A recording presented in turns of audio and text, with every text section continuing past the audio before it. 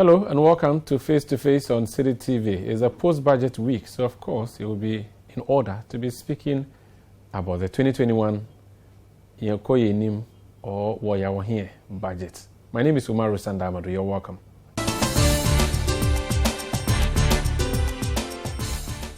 My guest is a member of parliament. She is in her third term representing the people of Atiwa East. She was lucky when Akufo-Addo won the presidency in 2017 to be appointed one of 3 deputy ministers of finance. We can call her a former deputy minister for finance, awaiting re-nomination, hopefully. Honorable Abena Osei, you're welcome to Face to Face. Thank you very much. Is that a fair description? I have not called you deputy minister of finance. I'm not a deputy minister of finance currently. But if I call you former too, it's not like I'm wishing you luck. I'm just saying that. I mean, very soon you will be named. Former is also, it's okay because I used to be the former deputy minister of finance. Oh, it used to be between, so you can't. 2017 to 2021, 6th January. So you're former deputy awaiting nomination. I mean, that's okay. That's okay. Yeah. Have you been told whether you'll be nominated or not? No. You've not been told. So right now, what I know now is that I'm the member of parliament for Atiwa East. That must be very serious, eh? But did you help? Because this is if it was a different government, things may be different. But in fact, let's not talk about budget yet. It's very hard. Let's hold on to the budget. Who is Abena Osei? Abena Osei is a member of parliament for Atiwa East. And I'm a chartered accountant by profession. I'm married with 3 children. Okay. Boys or girls? 2 boys and a girl between the ages of 12 and 7, soon to be 7. Are you done, or you have you hung your boots, or you are still going to get more? God has blessed me with 3 children, and I think that is enough. Yes. Okay, so that's the for that, I'm grateful. And awesome. Yeah. I see. Early life, anything we should know? I mean, you went to Wege, eh?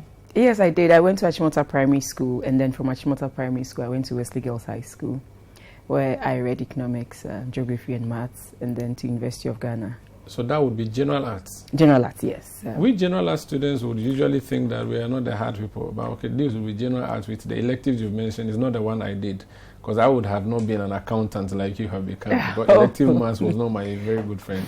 So you did e-maths, geog, and then economics. Okay. And then to the University of Ghana, where I also read economics with geography. And I wrote my ACCA, the Association of Chartered Certified Accountants. I became a member in 2009, and then a fellow in 2014. And right from national service, I did my national service with the President's Special Initiatives on Textiles and Garments. Okay. And then from there... This would be under President Kufuor. So Alan Chemante's PSIs? Yes, President Kufuor's initiative. Yes. And he happened to be the minister at that time. PSI, yeah. Yes. And then from there, I worked with New York University.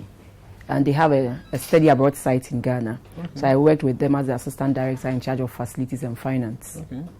And right from there, I also moved to Barclays Bank, now ABSA, where I was in charge of the customer. I was a customer team leader in the retail department, and I moved to the treasury department. Okay. And then from there, I came into mainstream politics. I'll come back and ask you how you entered mainstream politics. But so when you were working at the PSI, this was after school?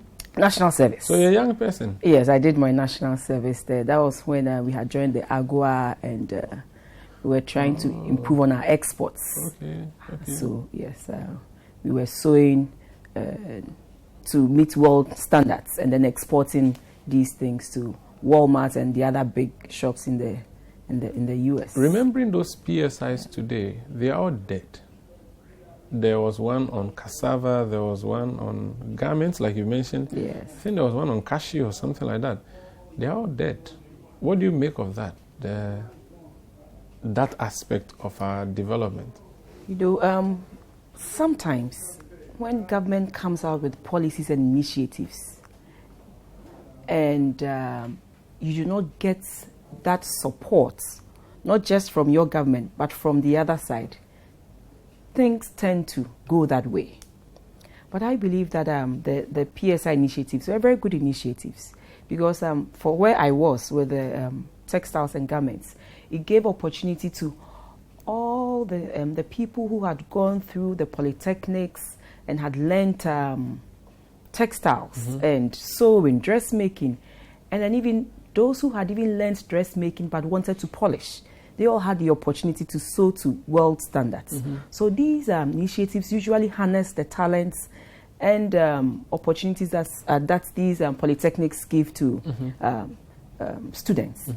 And it's unfortunate that after 2008, we saw the collapse of these initiatives.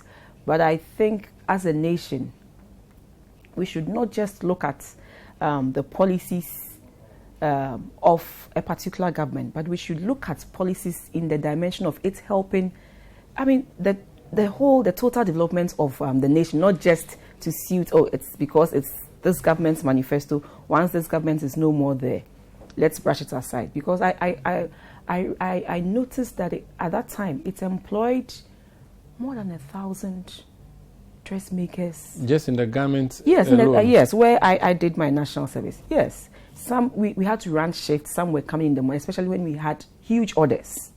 Some were coming in the morning and some were coming in the night. So you were producing textiles? So they were actually producing, not the textiles, but producing garments for export? Yes. Okay. So like what they do at the free zones enclave, where they produce and all these? Through this, I think government was able to set up some of these huge businesses that are now doing nose mask and PPEs. Because I knew some of them when I was doing my national service at PSI. During the COVID-19, I went to Accra Central. I saw one or two of those places. They have huge places where they are they are doing tailoring, more likely. And all these manufacturing, garment producing companies that we see now, some started in the PSI days. Was the PSI thing a PPP or it was purely state-owned? It was purely state-owned. From where I was, it was purely state-owned. It was government that was funding. And so usually when it's purely government of Ghana funding, and it's not the priority of the next government, you are not obliged to continue with it. But why do you think it wasn't a priority? Because Kufuor left behind National Youth Employment Authority was his concept. Yes. It progressed up to now. We have the National Health Insurance Scheme, we have the Metro Mass and all of these things. The presidential special initiatives was critical too. There was a part for food production and so on, which is the cassava that I talked about, and farmers were encouraged to do farming and all of these industrial starch. Why do you think a successive government that is determined to build a country would cut something as important as that? Could it have been that the policy was not properly formulated? It was maybe a job for the boys? No, PSI, I don't think was job for the boys. Sanda, look at this. I mean, every government and its manifesto and its policies, and looking at the amount of resources needed to sustain a particular policy, if you weigh and you feel that I also have something relatively closer to this, so I would want to pursue mine, and looking at the resources, and resources have, we all, though our wants are plenty, the resources to satisfy these wants are limited. So if it is not in line with a particular government's manifesto, if the resource contribution towards that, continuing that policy for that government is way above what it can, contain, it will not be able to. So that is why, remember, people were saying that they feel that looking at the chunk of resources that goes into free SHS, if a government comes and the government is not really committed, that particular government can scrap the free SHS. And so we should enact a law to back the continuity of... Like F-Cube? Yes, like some of these things. So that's what I was going to come to, because this government, the Akufo-Addo government, has this warehouse, one district, one warehouse, one district, one factory, and all of these things. I see these things to be on the line of the PSIs, the Presidential Special Initiatives. But if the Presidential Special Initiatives died with the exit of Kufuor's government, are you not thinking that these policies of Akufo-Addo would also die with the exit of his government? This one dam, one village, one warehouse, one district, one constituency, all those things. One this, one that. It is, Omaru, this is something that we have sunk our monies into it. So it is up to us as citizens to also speak our mind, support the government in this direction. That let us continue with this, irrespective of the particular government that is. Because when you look at the benefits of the One Village, One Dam, where you consistently you have water to produce food. I mean, we food is food. I mean, we need food to live. We need food to do all these things. And then we look at 1D, 1F, how the 1D, 1F is changing the face of the districts in terms of in industry. You know, when you look at all these things, it's giving jobs to people at the district level. And so it is adding on to economic growth. You look at all these things and you ask yourself, must you bring everything to a halt? Irrespective of whether it was your government or not.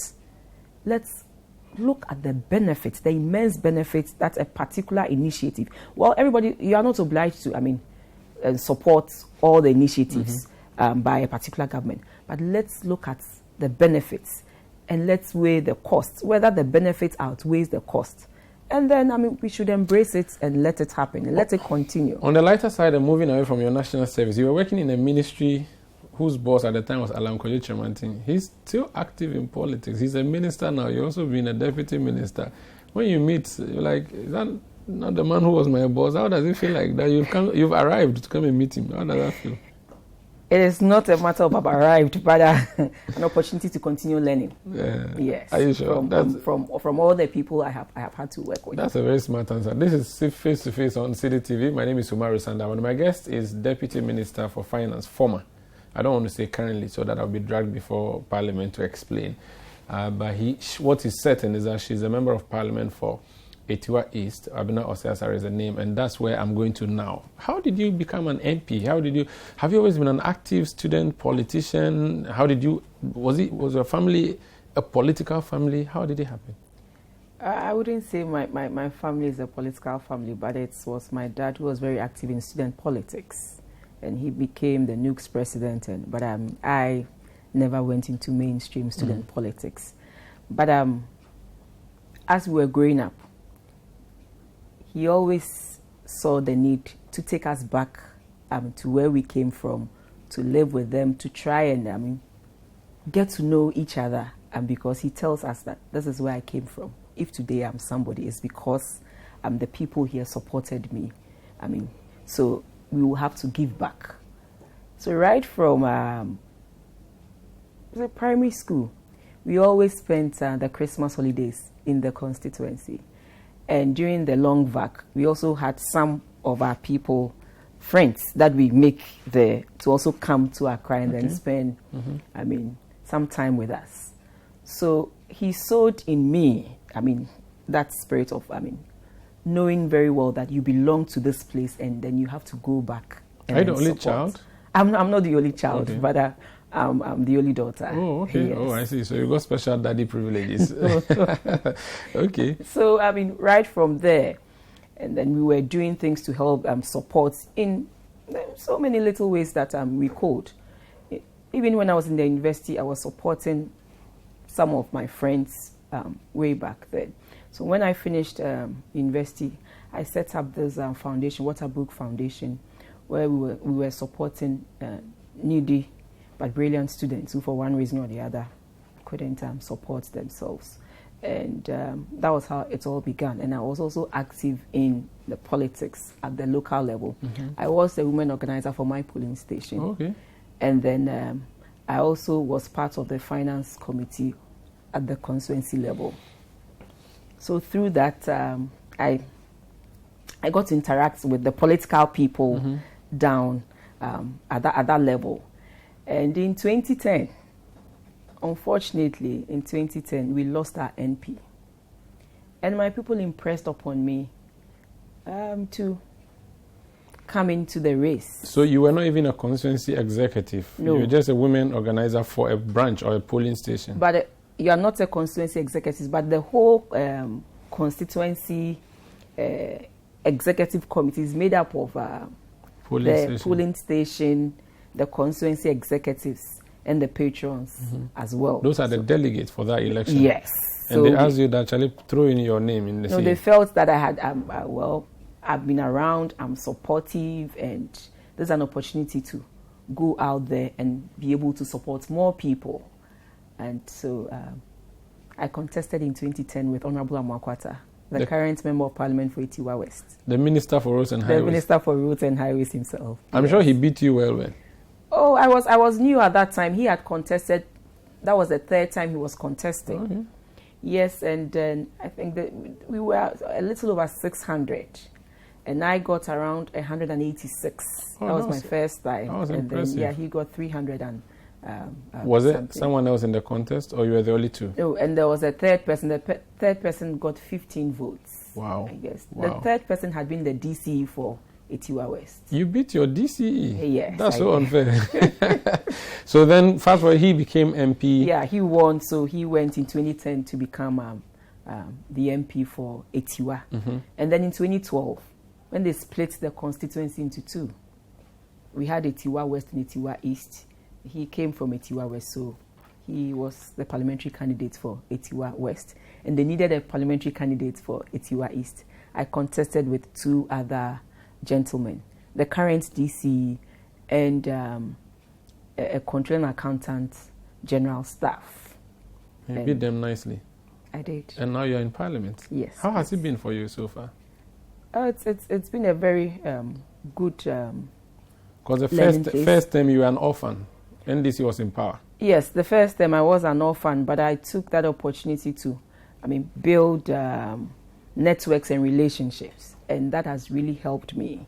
To now, I've been able to do so many things that on my own I couldn't have done. But the relationships that I built around me when I entered into Parliament, and by the grace of God, that has brought Atiwa East this far. And now you hear of Atiwa East, and it's all good. What is Atiwa East for someone who doesn't know the Eastern region that well? Is it the place that the Accra Road goes through? Is that Atiwa East, or that's Atiwa West? What's the difference? Okay, Atiwa East happens to be between Osino, where Linda Door is, and just before Nkoko. It is along that Accra Kumasi road. Atiwa West is in there. When you get to Atiwa East, there's a place called Kwabeng Junction. You make that turn, and that takes you to Atiwa West. But Atiwa East is along the road, and there are some towns in Atiwa East after New Abrim constituency. So my constituency is, in terms of land size, it's very huge. Okay. It's very huge. What are some of the key towns in your constituency? Oh, I'm right from the beginning, right after Osino. Osino is in I remember Fantiapa Osino South. from Osino Rats in Sagrenti Ward. Is that the only thing? That's Sagrenti, Mystery of Sagrenti. Right after Osino, the first town you meet in Atiwa East is Ankase. Okay. And then you move to Asamai and Mampo, and then you come to Enyinem. Enyinem is where I come from. I think it's the largest community in Atiwa East and the district capital as well. Are you the same place where the people are fighting against mining in a forest, or that's Atiwa West? No, we also have the challenges with small-scale mining in the whole Atiwa region. So you have Atiwa Forest in your constituency as well, in addition to Atiwa? It's more in Ebuakwa South and part of Atiwa West. Okay. But we also have some of the forest, but the majority of it is in Ebuakwa South. And I'll still ask you, why do people there resist the decision by the government to give the bauxite to the Chinese, and you, this government, still insists that you want to do it? Explain to the people in Ebuakwa South and Atiwa West and part of your constituency why they should agree for the government to mine bauxite. And I'm sure you know the deal we are talking about, the Chinese project. The Chinese deal. Yes, Umaru, this is something that government wants it formalized. It is not that they are disagreeing with it. Currently, as we speak, people do mine there, but it's not formalized.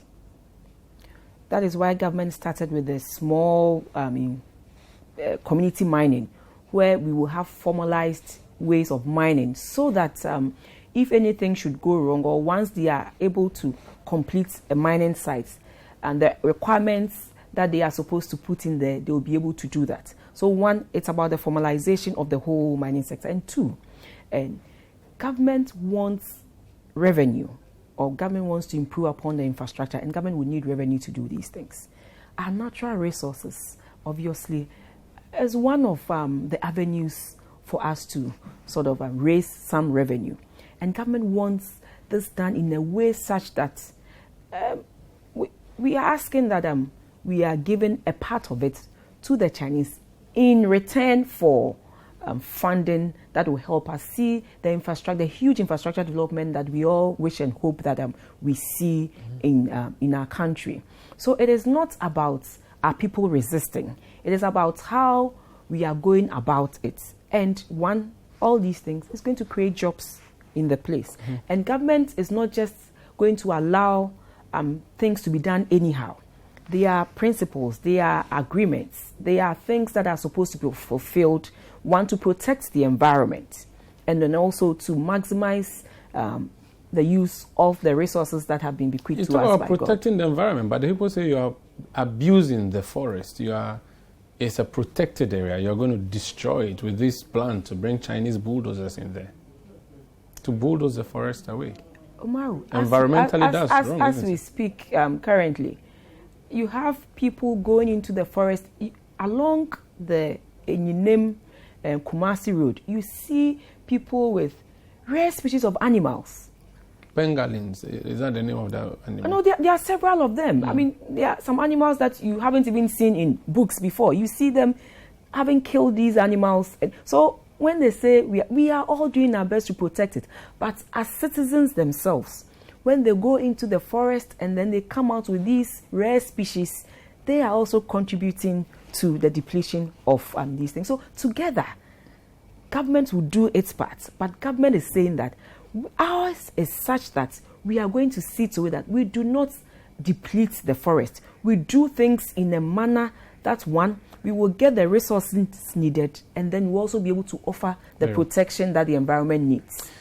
And the protection that the economic purse or the nation's purse needs is the next subject we'll be talking about. They're asking us for so much money, over 100 million cedis, or is it 100 billion in the budget? That's what they're asking for. What are they going to do with it? What have they done with the one we gave them for 2020? Stay with us on Face to Face. This is Fact Finder from the BBC. We live in a world where news travels fast, and sometimes it's hard to differentiate fact from fiction. Fact Finder brings fact-checking from the newsroom up close so you can separate truth from chaff. Be empowered to tell what's fake from what's real. Watch Fact Finder by the BBC on City TV every Wednesday at 6 p.m. City TV. It's your world.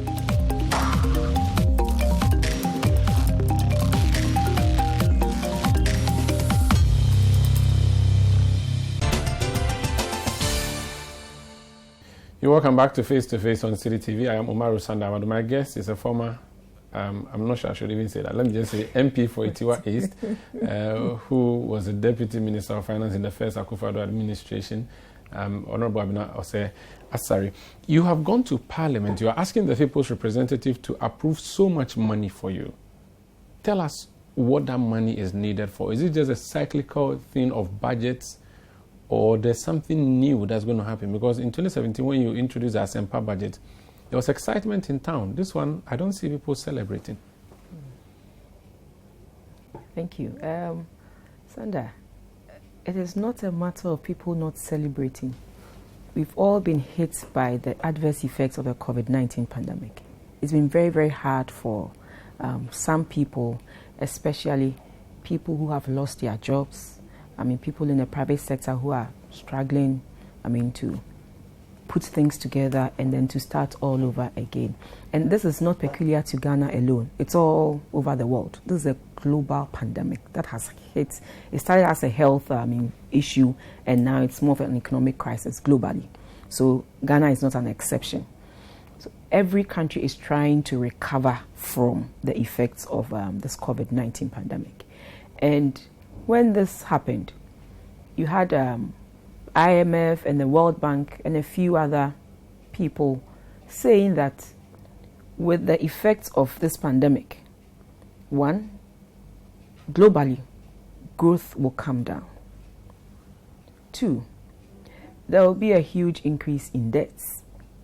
because this is something that was not envisaged. And the uncertainty with COVID-19 pandemic, it's serious. So people, and for us as Ghanaians, for us, our main concern and main challenge was to protect life and livelihoods. So whatever we had to do to make sure that lives and livelihoods were protected, we did that. And in so doing, when it became a pandemic and we had to lock down for about 2-3 weeks, it affected a lot of businesses. But government had to do what it had to do, especially for the vulnerable, those who were hard hit by the effects of these things. So we had government going in for an additional expenditure that was not budgeted for, like the PPEs, resourcing the hospitals, immediately increasing the number of people in the health sector. But at the same time, it affected businesses adversely. People couldn't travel out of the country to do business, and it reduced manufacturing in the country. And so revenues had to come. We had to go to Parliament to revise our revenues down by 13.4 billion. Yet still, expenditures went up by 11.4 billion as a result of the COVID. And government had to do what it had to do, so government had to go and borrow. We borrowed quite an amount of money to enable us sustain businesses, individuals, and the economy. And this has resulted in our debt levels moving up beyond the target that we ourselves set for Ghana. And so in this 2021 budget, government is seeking to, one, check our debt levels such that we don't go beyond levels that becomes unsustainable. And two, at the same time, put measures in place to spur growth so that we can see some level of growth after the negative effects of the COVID-19 pandemic. And at the same time, also protects the initiatives that sustained this government in 2020, when the effects of the corona pandemic was at its peak. So in a gist, this is what this new budget is trying to do. And this budget is asking for Parliament to approve an expenditure of 103 billion and revenues of 72 billion, a deficit of 9.5%, and to help us, one, like I said, spur growth and also sustain this economy, and to transform, once the economy is sustained, to transform it into what we all envisage it to be in the short to medium term. Our debt is more than twice the amount you're asking the people's representative to approve. We know that as part of the budget, you're also servicing loans, old loans or debts.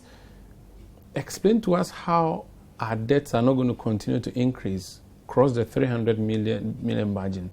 Because now we are around, what, 291, 292? 91.6. And you're asking for 103. It means our debt outweighs our revenue.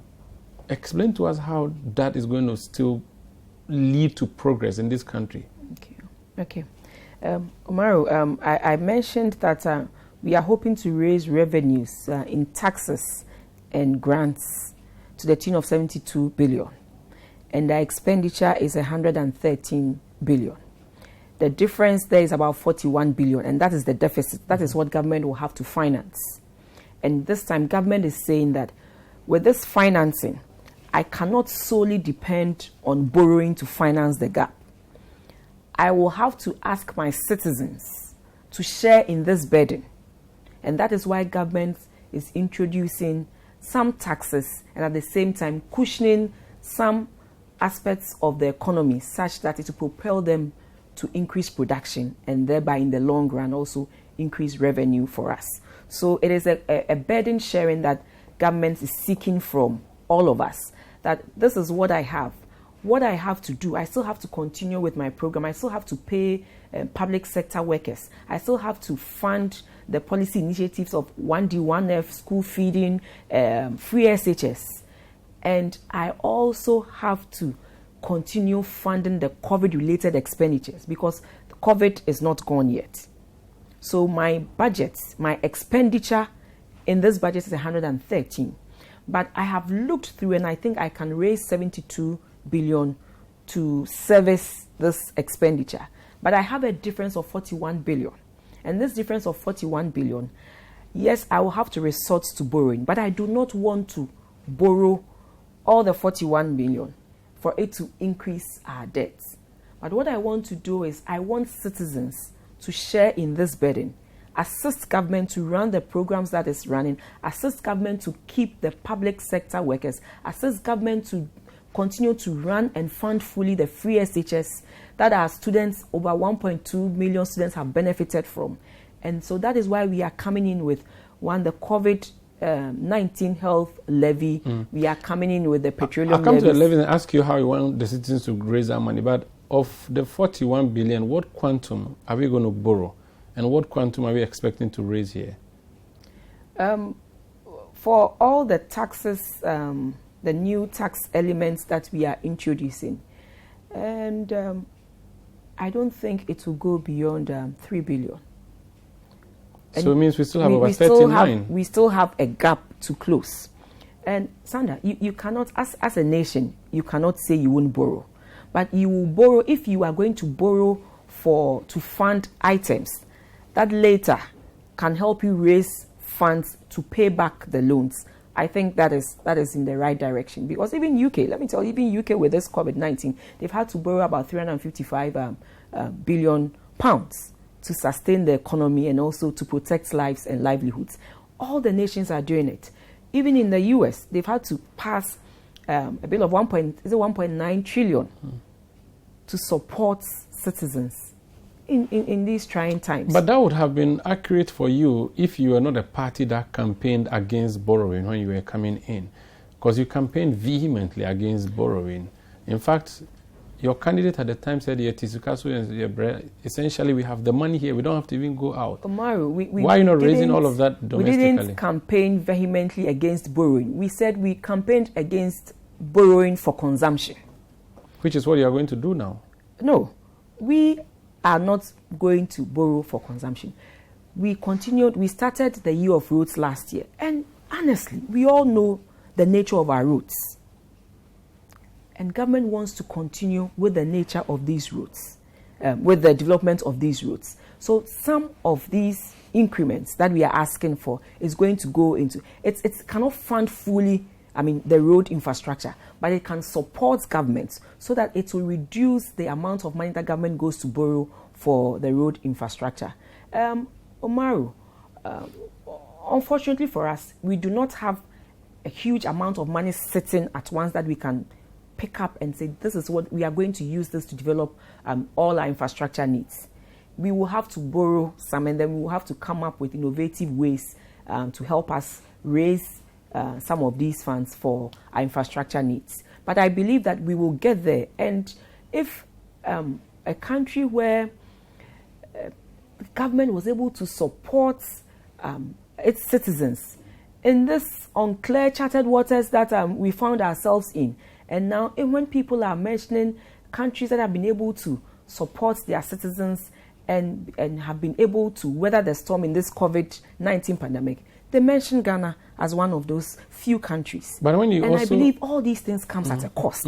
But in other countries, they support their citizens post-COVID or during COVID. You are taxing us away to fix your COVID.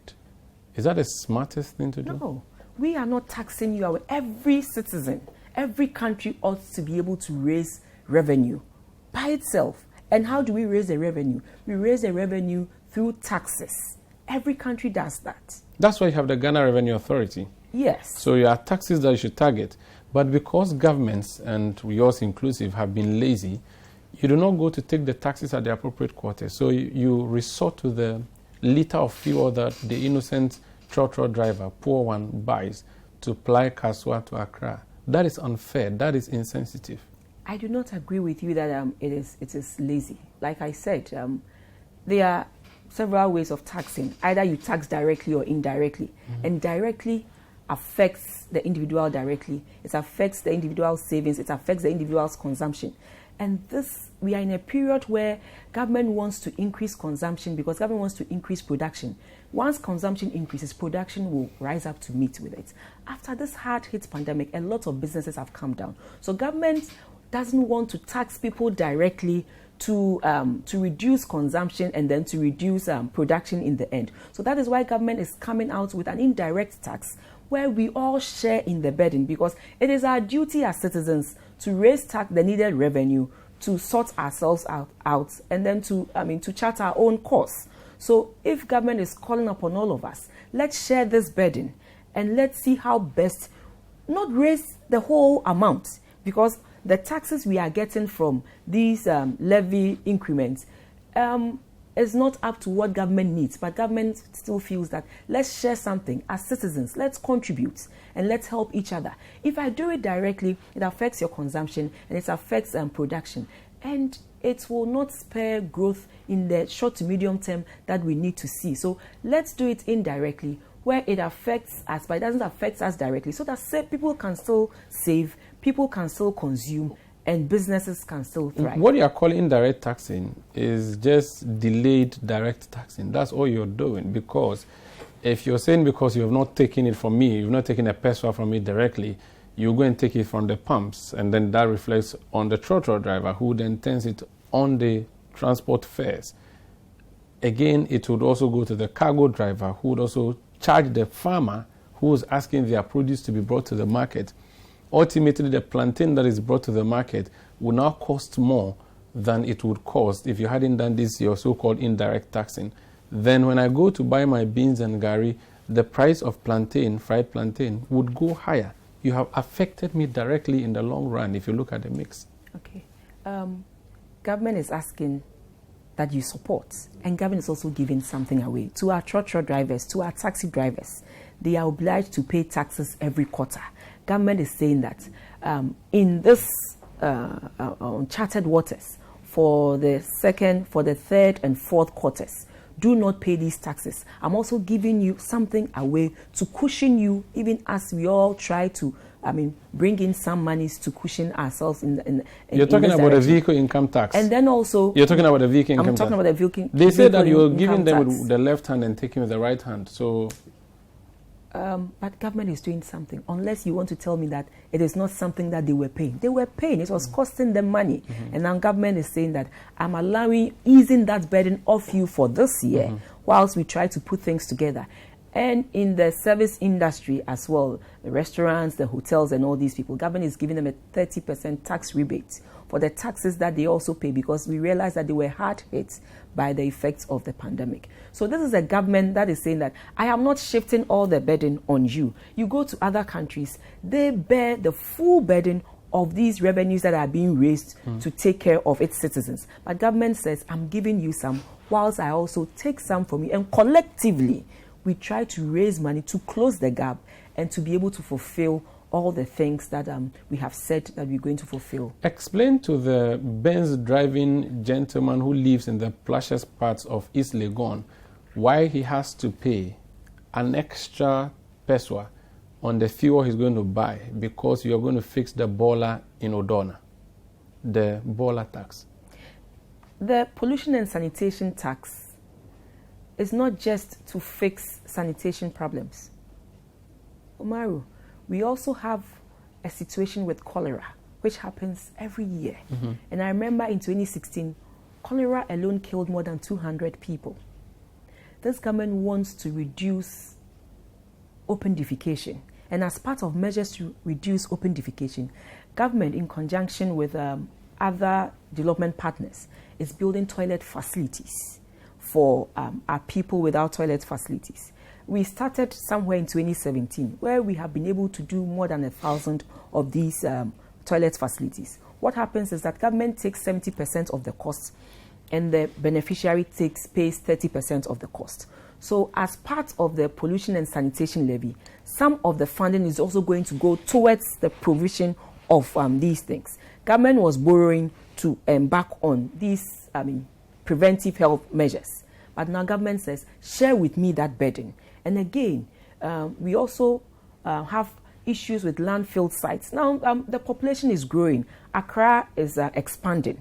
And getting landfill sites is becoming a problem. So government wants to build waste management sites where instead of dumping the rubbish or the refuse in these landfill sites, we can recycle at the waste management sites to also add some value even to the waste that we produce. The pollution and sanitation levy is also going to go into this. So it is not just to pay for refuse, but to pay to contain these things so that tomorrow it doesn't become a source of an avenue for sickness and diseases and things like that. So let us look at the bigger picture of the pollution and sanitation tax. It is not just collecting rubbish, but also to prevent open defecation, where we are helping citizens build toilet facilities in their homes. Okay. And all these things. Chunk of our filth is from plastic waste. You know the people who import plastics, and you know the people who produce plastics, and you know the people who use plastics. Why don't you rather tax those people, was a polluter pay tax, instead of an en bloc tax on every fuel buyer? That is not fair. If I'm buying the fuel to run my generator so that I can show a movie in my village, I shouldn't be paying for someone's reckless disposal of plastic in Nima. Omar, that's why I keep on saying that it is more of a burden sharing now. Because looking at the quantum of expenditure that we are faced with and the amount of revenue that we can raise within a particular year, looking at the challenges that businesses have faced, individuals have faced, and the economy as a whole has faced, this comes more of a burden sharing that we all, as a people, are going to agree to support, whether I use it or not. In the end, I will get to benefit from some of these things. Because if I pay these levies and I get a clean environment, I get to breathe good air. If I pay for these levies and the people, my neighbors, get toilet facilities, I get to, where sometimes they do it openly and then I had to bear the brunt of the smell. I get to, have some fresh air or things around me. But there are still analysts who think that approach rely on the fuel all the time because it's the most reliable source of income. So what is the alternative for these analysts? Said, yes, the alternative is that you have said you are going to make, the president, when he delivered the State of the Nation address, said, henceforth our Ghana cards are going to be our SNIT numbers, which means you should be able to track everybody, know where their home is and know what the business they do. You should be able to target these people and collect your taxes directly, instead of the decision to go to the fuel stations. What do you say to that? Thank you very much. That is moving towards tax compliance. And we have in the budget that we are moving, we are going to increase our compliance, tax compliance, such that will also raise an additional revenue of 2 billion for us. So it is something that is already in there, that has been taken care of. That once we roll out these National Health Insurance, National Identification cards on a large scale, we will be able to rope in more people on the tax net. And that has already been costed, that if we do this, we can also rake in some about 2 billion to help us continue to close the gap of 41 billion. You've introduced 6 taxes. You campaigned on from taxation to production. Is that the path you said you were going to proceed on when you told us you're going to move from taxation to production, introducing 6 taxes in this budget? Yes. You're still on course? We are still on course, Umaru. What we abolished were nuisance taxes, taxes that we felt we could do away with and support the individual, to rather depend or do the big things that we can raise more revenue from, like the Kaya tax and all these little things. Already, they don't raise much at the end of the day. So even with this little that you want to tax, it's tough. Okay. I hear. This is Face to Face on City TV. My name is Umaru Sandamado. Abena Osei Asare worked at the Ministry of Finance, and because we do not have a Minister for Finance, we are not sure who is even going to be nominated as a Deputy Minister, but she was serving there. She's a Member of Parliament. When we come back, it is not only the levies and taxes that they've introduced on the poor Ghanaian. You are going to also pay more at the tolls when you travel to Tema or to Kaswa or to Amasama. More on that when we come back.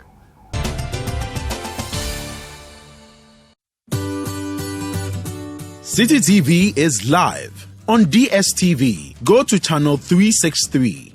On GoTV, access City TV on channel 182. On a digital TV, please press the menu button on the remote control and run a new search on your TV. Take note that without an antenna, you cannot access City TV on your television. City TV can be accessed on a free-to-air digital box like the GoTV and Star Times box. City TV, it's your world.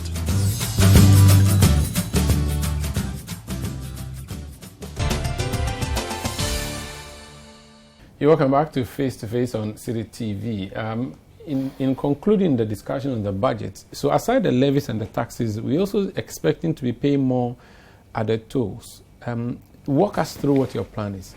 Okay, Omaru, with the road tolls, I mean, let's be honest with ourselves. Since President Mills's time, road tolls haven't been increased. Prior to that, I think road tolls were around 10 pesos around that time, and then it was increased to 1 cedi. And since that time, we haven't seen any adjustments in the road toll. But we know the amount of money that we've had to spend on our road infrastructure. And so we're asking that if we want to see that huge development in that area, can we increase the tolls that we pay on the roads? And not just that, now we are going to build double lanes for the Kumasi, Accra, and then Cape Coast, Accra, and get people to also toll those roads so that we can consistently have some income to refurbish or to always make sure that these roads are the first class roads that we want them to be. And all these things comes at a cost anyway. So we are asking that we consider some amendments to the Fees and Charges Act. And in there is the road toll. And if Parliament agrees with us, we will adjust it. But we haven't decided on the level of upward adjustments. We will have to discuss with everybody. But you mentioned something around the inflation rates. That will determine how much people pay every year. But it is not certain. We haven't agreed finally on it. This is something that we'll have to continue to discuss with stakeholders. But certainly there will be an increase in the road tolls because we would want to amend the Fees and Charges Act and to include some amendments in the road toll that we pay. It's been more than 10 years. And it needs to be touched. I agree, except that maybe there could be better ways that this can be done. Automizing or automating. Yes, I know we also have to introduce some level of efficiency in the collection of these tolls. So that, like you say, we should automate it. And once we automate it, you can project your revenues. Once you pay your money, it goes to government. It doesn't go to an individual or something. Like I was saying before, sometimes you pay 1 cedi and you realize that they've given you 50 pesos receipts. And in your hurry, you don't even notice. Yes, you only check it after you've moved from, the toll booth. Yeah. So these are some of the things that, as we want to amend the fees and charges in there is the road toll. As we want to amend those things, we also have to introduce some level of efficiency to rake in the needed revenue. As you talk about amendments, it means you're talking about remaining in Parliament. Let's talk about your chances of remaining in Parliament. So the people of Atiwa have trusted you 3 times. Why should they continue to trust you as their representative? Yes. Sanda, they have trusted me and I have not betrayed their trust. When we got there in 2012, Atiwa East was one district. So we had one district called Atiwa District with 2 constituencies. And sharing resources and, competing for development wasn't an easy task. But through the support that my people gave me and the coming into power of the Akufo-Addo government, we were able to get for ourselves a district. And now we have Atiwa East District, which is 3 years old. And when you look at the level of development for a district that is 3 years old, it's, don't let me say too much, but you should see for yourself. It is good. It is more than good. You have good roads? One, we have a state-of-the-art TVET center, the Technical Vocational Education Center, that government was building 10 across the country. We have one in our country.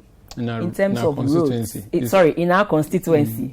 In terms of roads, you should come to Atiwa. You don't have dusty roads, gravel paths? We do have paths that have been shaped, and currently, as we speak, we are working on graveling most of our roads. When you go to Asare, Tamfoe, I mean, it's being worked on. Enyinem is more than 60-70% complete. One major road that has been a problem linking the Nkoko, Abrim, and Atiwa East constituencies. It's been done, and I think it's more than 50% complete. In terms of road infrastructure, we are on top of it. In terms of health facilities, we have been able, through my lobbying, we've been able to get a state-of-the-art 100-bed district hospital, which comes with other amenities. And the existing hospital there, it's going to be refurbished into, a larger hospital. In terms of schools, we have one secondary school that we are building it to the level of the first class. Is it a Mahama school? Is it an E-block? No, it is not an E-block. It's the Sechere SDA High School. I see. Yes, that we are building to that first class level of school. In terms of classrooms and other educational infrastructure, we are on top of it. What about water? Water, we are getting there. We started with boreholes, where we have more than 30 boreholes spread across the constituency. With this term, we want to focus on small or community water systems, which I am working with the community water and sanitation to see to it that at least, and we start somewhere where we have 2 or 3 this year, and then we look forward to more next year.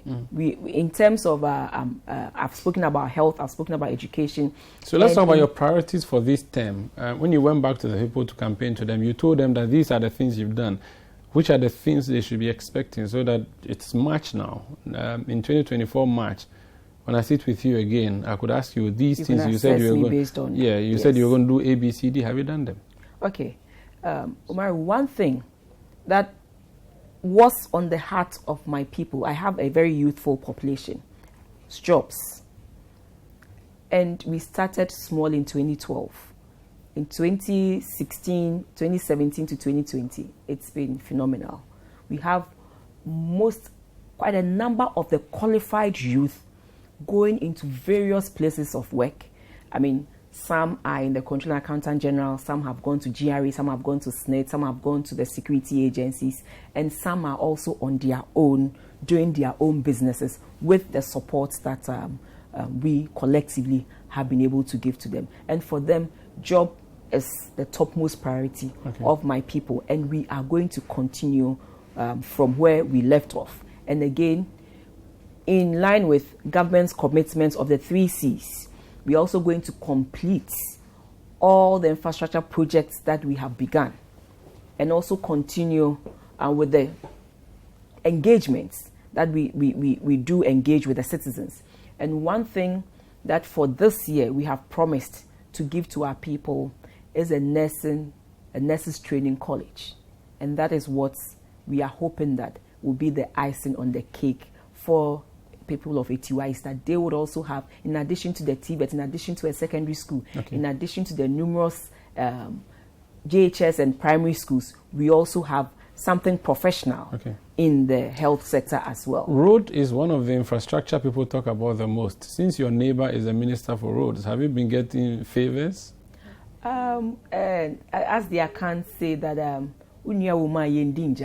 that if you have your person in there, they always look out for you. And he supported me in that regard. I have quite a number of roads in my constituency being worked on, and for that I am grateful. And I will also continue to support him to see to it that he succeeds in whatever he does. Wash my back, I wash your back. That is the story of Atiwa East and Atiwa West. And that would be it for Face to Face today. My guest is Honorable Abena Asare. She is Member of Parliament for Atiwa East. And I can call her Deputy Finance Minister Hopeful, or maybe the Finance Minister herself. You can never be sure. My name is Umar Rusanda Amado. Thank you for watching Face to Face. Stay with City TV. It's your world.